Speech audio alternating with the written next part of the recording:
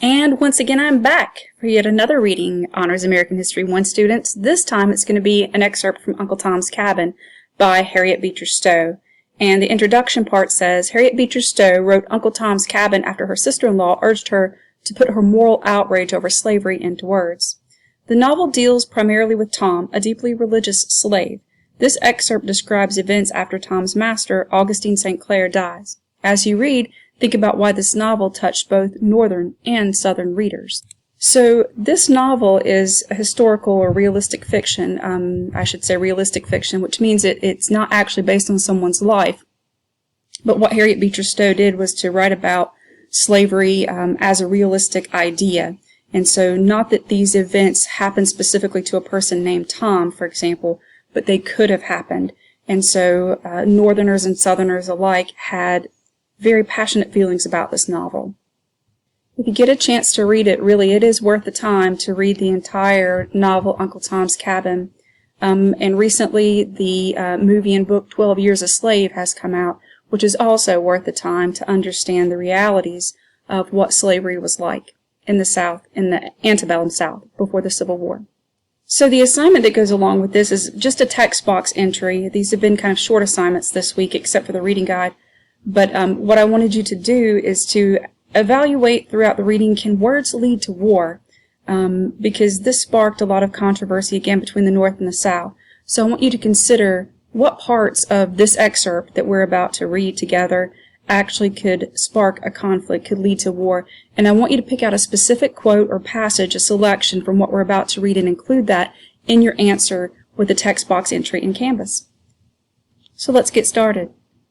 A slave warehouse. Perhaps some of my readers conjure up horrible visions of such a place. They fancy some foul, obscure den, but no, innocent friend. In these days, men have learned the art of sinning expertly and genteelly, so as to not shock the eyes and senses of respectable society.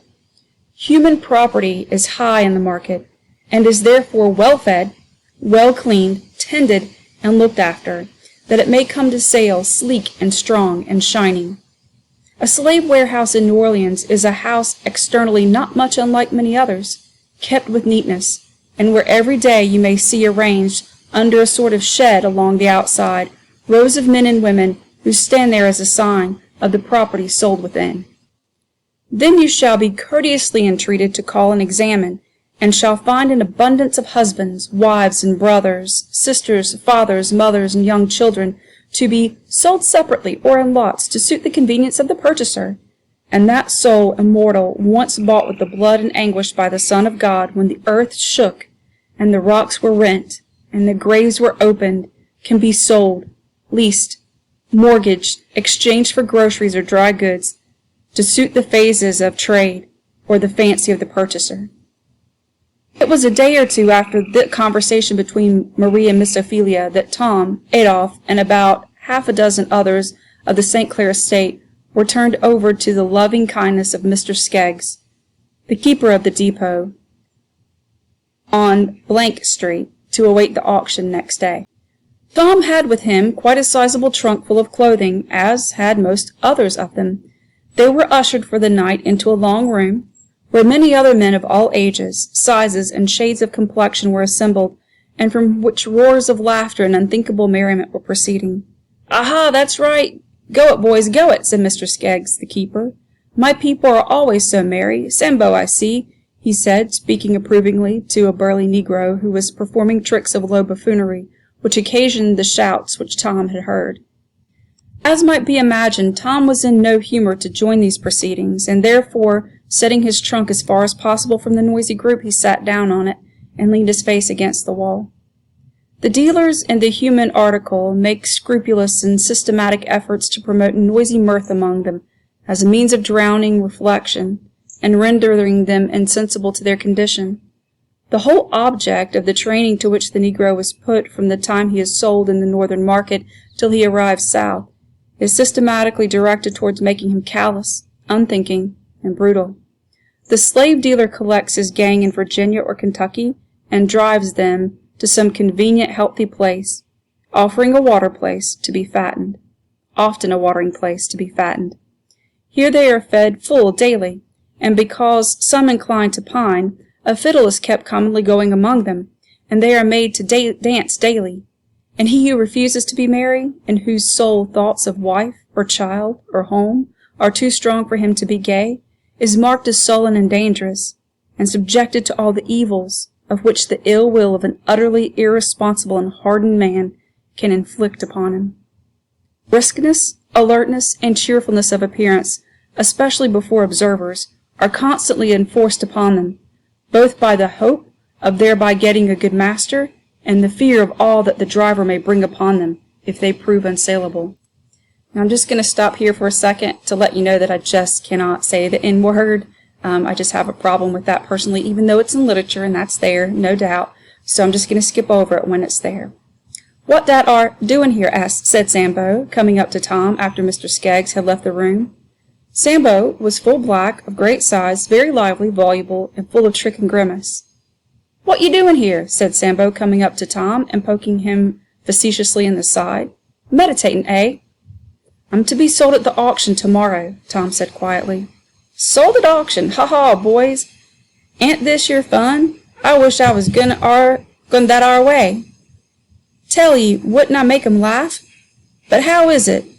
This your whole lot gwine tomorrow," said Sambo, laying his hand freely on Adolph's shoulder. "Please to let me alone," said Adolph, fiercely straightening himself up with extreme disgust. "Law, now, boys, this yere's one of your white.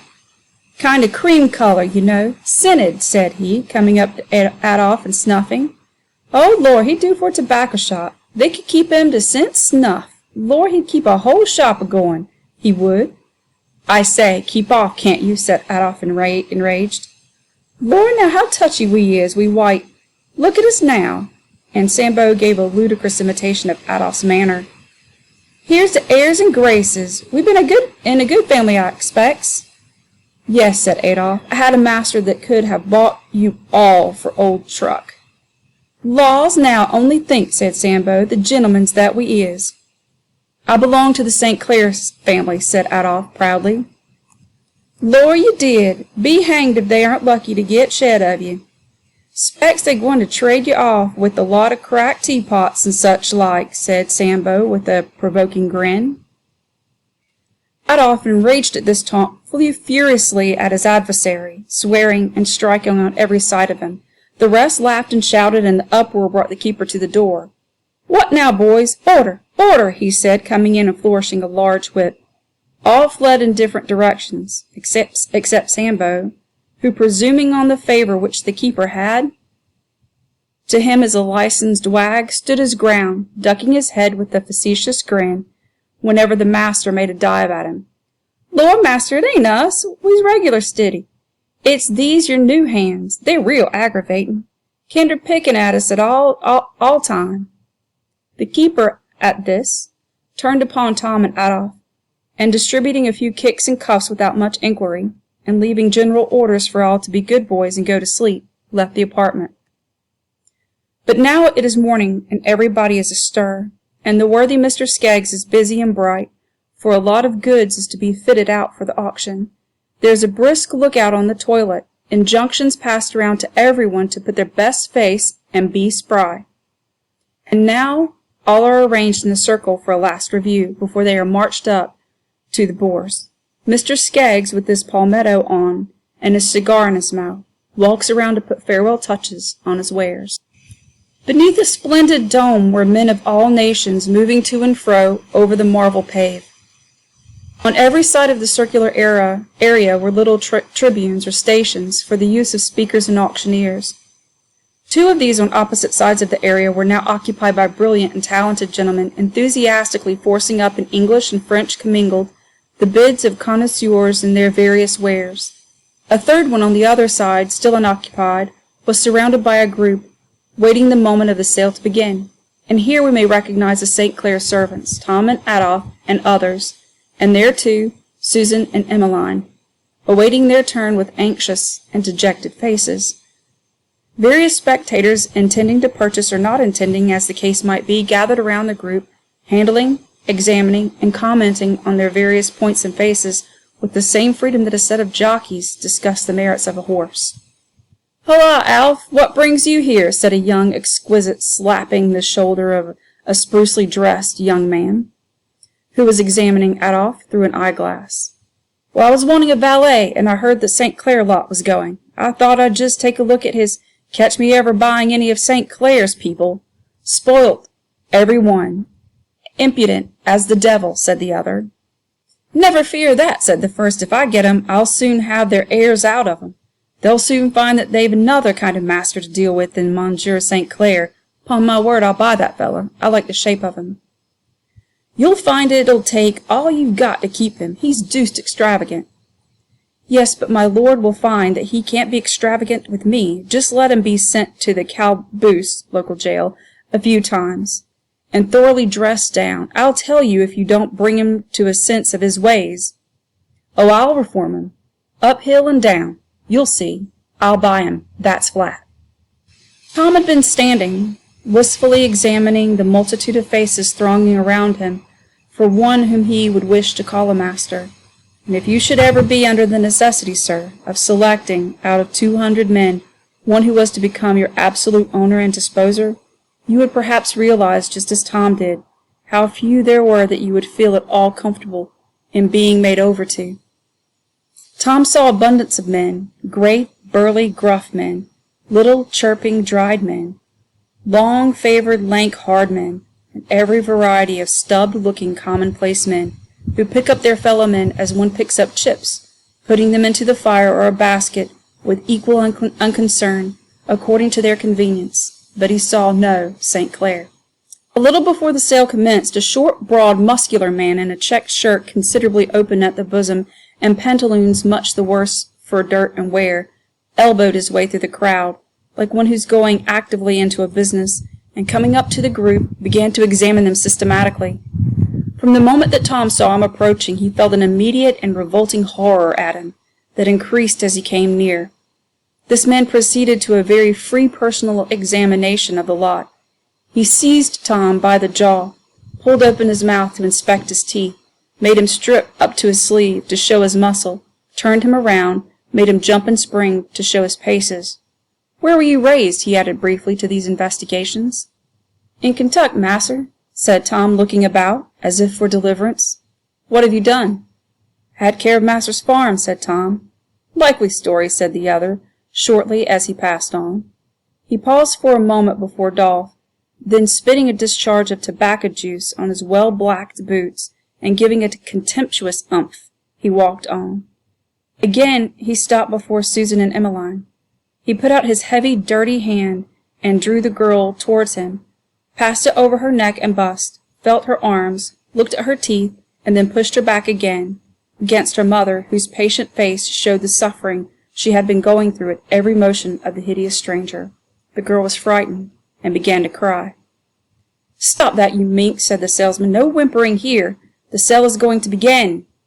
And accordingly, the sale began. Adolf was knocked off at a good sum to the young gentleman who had previously stated his intention of buying him, and the other servants of the St. Clair lot went to various bidders. "Now up with you, boy, d'ye hear?" said the auctioneer to Tom. Tom stepped up on the block, gave a few anxious looks around. All seemed mingled in a common indistinct noise, the clatter of the salesman crying off his qualifications in French and English, the quick fire of French and English bids, and almost in a moment came the final thump of the hammer, and the clear ring on the last syllable of the word "dollars," as the auctioneer announced his price, and Tom was made over. He had a master. So going back to the assignment page in Canvas, you'll find that this is what I'm asking you guys to do with this selection right here. Can words lead to war? Explain how the excerpt we just read together could fuel the fires of war. Think of the perspectives of the North and the South. Use a specific quote from the excerpt that we just read to support your claim. That should take you more than 10 or 15 minutes at the most. And I'm not asking for an entire essay. A paragraph would suffice. Just make sure that you make an argument. You think of the Northern and Southern perspectives, and you back that up with a specific quote from our assignment reading. And of course, you'll see the PDF link there that you can pull up and follow along. I'll see you on the next assignment page.